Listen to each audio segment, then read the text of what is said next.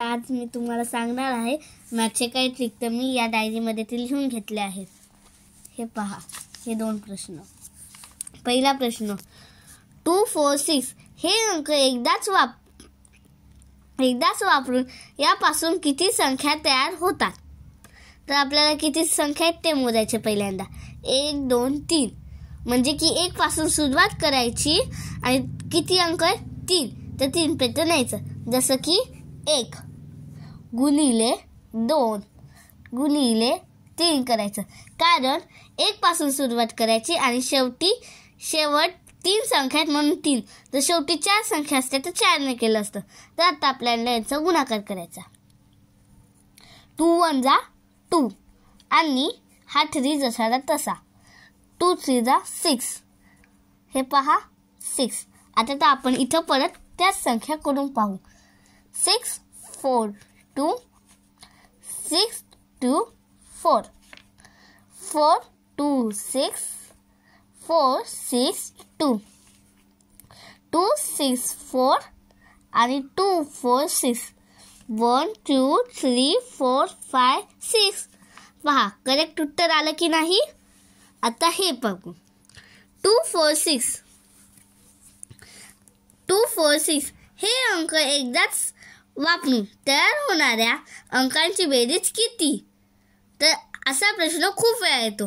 तर यावेळी काय करायचं, 1 2 3 आता 2ची दुप्पट 2ची डबल किती 4 4ची डबल 8 आणि 6ची डबल 12।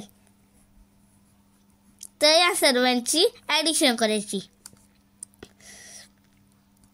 2 आणि 4 6 7 8 9 10 11 12 13 14 1 आणि हे झाले 24 बरोबर।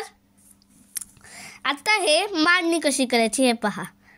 2 4 आता दुसरा 2 इथे लिहायचा 2 4 आणि दुसरा 2 इथे लिहायचा आणि 4। आपण असं का बरं लिहिलं 3 वेळा?